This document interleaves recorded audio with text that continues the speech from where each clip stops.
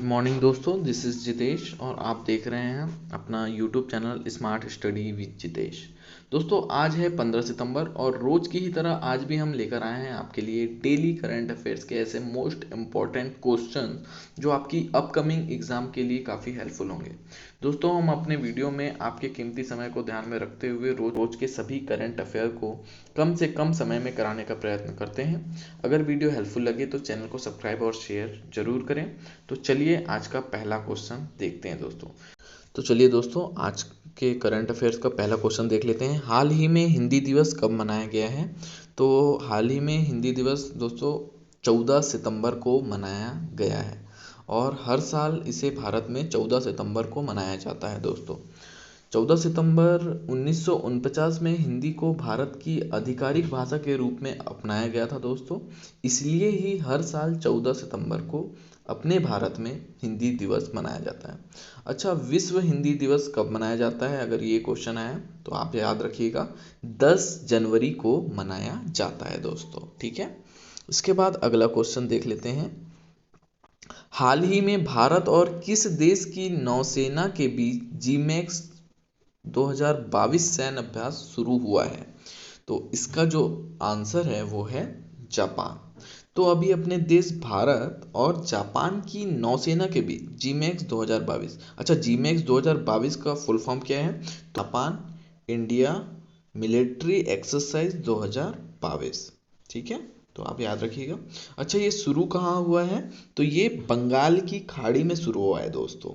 ठीक है, जापान की बात आई है तो जापान की जो राजधानी है वो है टोक्यो और जो जापान की करेंसी है वो है येन और प्रधानमंत्री जो हैं वो है फुमियो केशिदा। ठीक है, ये आप याद रखिएगा इससे रिलेटेड। इसके बाद अगला क्वेश्चन देख लेते हैं दोस्तों।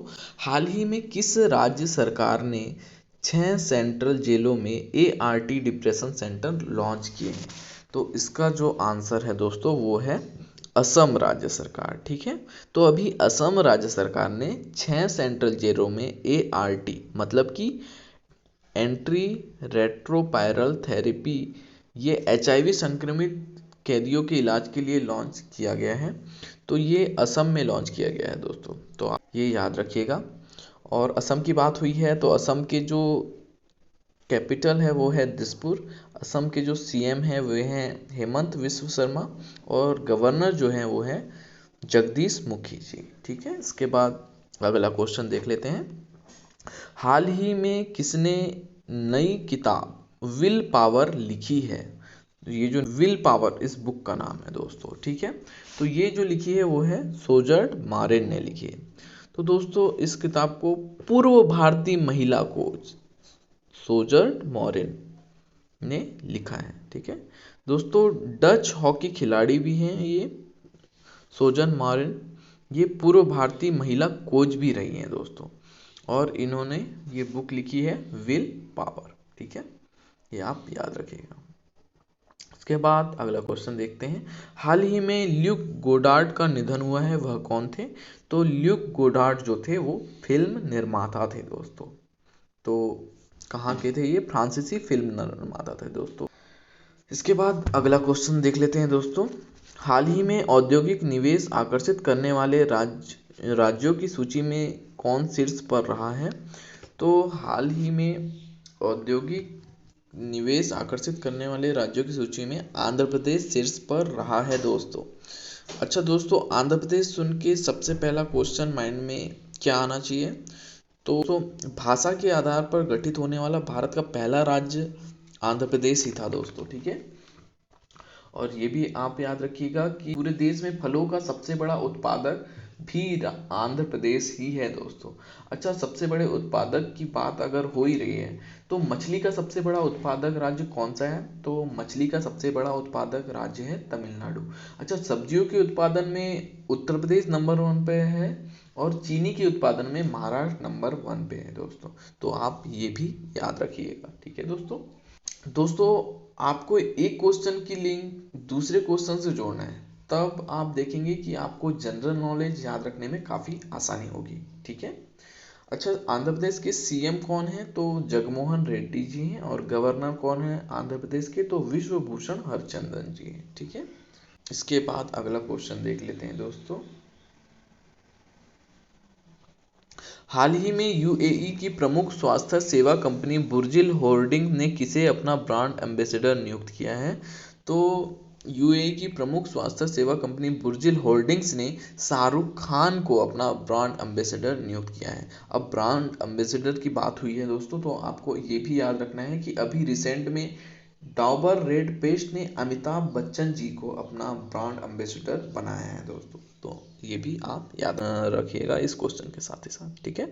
इसके बाद अगला क्वेश्चन देख लेते हैं। हाल ही में दूसरी बार भारत के अटॉर्नी जनरल कौन बने हैं? तो इसका जो आंसर है दोस्तों वो है मुकुल रोहतगी, ठीक है। ये दूसरी बार भारत के अटॉर्नी जनरल बने हैं दोस्तों। अभी प्रेजेंट टाइम पर अटॉर्नी जनरल कौन है? तो के वेणुगोपाल। इनका कार्यकाल 30 सितंबर 2022 को पूरा हो रहा है। तो 1 अक्टूबर 2022 से भारत के नए अटॉर्नी जनरल बनेंगे मुकुल रोहतगी। अच्छा, ये 2014 से 2017 तक भारत के 14वें नंबर के अटॉर्नी जनरल भी रह चुके हैं। तो अब ये दूसरी बार भारत के अटॉर्नी जनरल बनेंगे दोस्तों, ठीक है। तो आप ये याद रखिएगा। इसके बाद अगला क्वेश्चन देख लेते हैं। हाल ही में भारत का पहला वानिकी विश्वविद्यालय कहाँ स्थापित होगा? तो ये स्थापित होगा दोस्तों तेलंगाना में, ठीक है। तो दोस्तों अभी तेलंगाना में भारत का पहला वानिकी विश्वविद्यालय स्थापित होगा। तेलंगाना के हैदराबाद में वन कॉलेज ऑफ अनुसंधान संस्थान है, इसे अब यूनिवर्सिटी में अपग्रेड किया जा रहा है दोस्तों। तो तेलंगाना की जो कैपिटल है वो भी आप याद रखिएगा, हैदराबाद है। सीएम जो है वो भी आप याद रखिएगा, के चंद्रशेखर राव हैं। इसके बाद अगला क्वेश्चन देख लेते हैं। हाल ही में वरिष्ठ राजनयिक प्रकाश चंद्र को कहाँ भारत का राजदूत नियुक्त किया गया है? तो इन्हें नियुक्त किया गया है इरिट्रिया देश में, ठीक है। तो इरिट्रिया की कैपिटल क्या है? अस्मारा है दोस्तों, ये भी आप याद रखिएगा।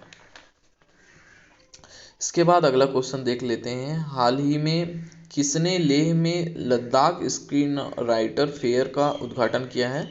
तो आप ये याद रखिएगा कि हाल ही में न्यूट्रल गवर्नर है RK माथुर, इन्होंने अभी लद्दाख स्क्रीन राइटर फेयर का उद्घाटन लेह में किया है दोस्तों। तो आपको ये याद रखना है। अच्छा, लद्दाख से रिलेटेड एक क्वेश्चन बनता है कि आप याद रख सकते हैं कि हेमिस नेशनल पार्क लद्दाख में है और भारत का सबसे बड़ा ठंडा रेगिस्तान भी लद्दाख का ही है दोस्तों, ठीक है। इसके बाद अगला क्वेश्चन देख लेते हैं। हाल ही में किस राज्य सरकार ने राष्ट्रीय पुरस्कार प्राप्तकर्ताओं को मासिक वजीफा देने की घोषणा की है? तो ये घोषणा की है दोस्तों पंजाब सरकार ने। और पंजाब की कैपिटल कौन सी है? चंडीगढ़ है। सीएम कौन है? भगवंत मान जी हैं।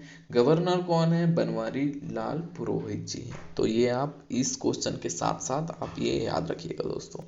इसके बाद अगला क्वेश्चन है। हाल ही में G20 अध्यक्षता के दौरान भारत किस देश को अतिथि देश के रूप में आमंत्रित करेगा?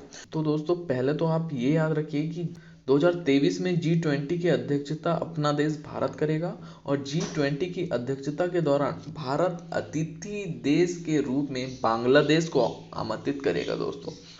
और बांग्लादेश की बात हो ही गई है, तो बांग्लादेश की कैपिटल जो है वो ढाका है, करेंसी जो है वो टका है। बांग्लादेश के पीएम जो हैं वो शेख हसीना जी हैं और राष्ट्रपति जो हैं अब्दुल्ला हामिद जी, ठीक है।